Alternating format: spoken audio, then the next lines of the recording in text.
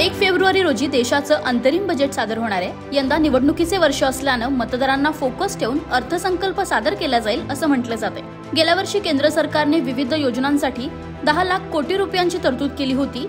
यंदा पण अशाच तरतुदींची शक्यता आहे। केंद्र सरकार यंदा रेल्वेवर अधिक फोकस करण्याची दाट शक्यता वर्तवली जाते। केंद्र सरकारने रेल्वे बजेटची प्रथा बंद केली असली तरी रेल्वेच्या विकासासाठी अनेक योजना राबवल्या आहेत। गेल्या अर्थसंकल्पात रेल्वेसाठी 2,40,000 कोटी रुपयांचं बजेट देण्यात आलं होतं।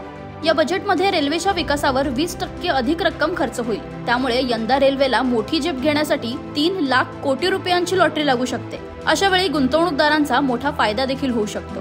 मोदी सरकार रेल्वेच्या पायाभूत सोयी सुविधांसह आधुनिकीकरणावर अधिक फोकस करते।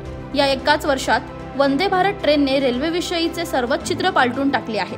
वंदे भारतने वेळेची मोठी बचत होत असल्याने अनेक राज्यांनी वंदे भारत ट्रेन सुरू करण्याची मागणी केली आहे। केंद्र सरकारने 500 पेक्षा जास्त ट्रेन हायटेक करण्याचा विडा उचललाय। या वर्षात हा बदल प्रवासी अनुभव आहे।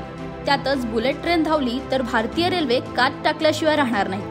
अयोध्या, भोपाळ, विशाखापट्टणम, वाराणसी आणि इतर काही रेल्वे स्टेशन हायटेक करण्यात येत आहेत। या स्टेशनवर एअरपोर्ट सारख्या सुविधा मिळणार आहेत। केंद्र सरकार यंदाच्या बजेटमध्ये मिशन 0 वर लक्ष केंद्रित करणार आहे। रेल्वेच्या अपघाताने देशाला हादरवून टाकले, त्यामुळे 0 अपघात धोरण राबवण्यावर लक्ष केंद्रित करण्यात येते। त्यासाठी बजेटमध्ये मोठ्या खर्चांची तरतूद करण्यात येते।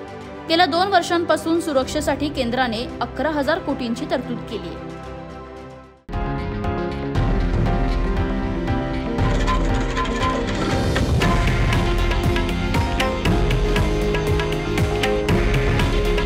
हे आहे देशातील नंबर 1 न्यूज नेटवर्क आणि आपण पाहत आहात TV9 मराठी।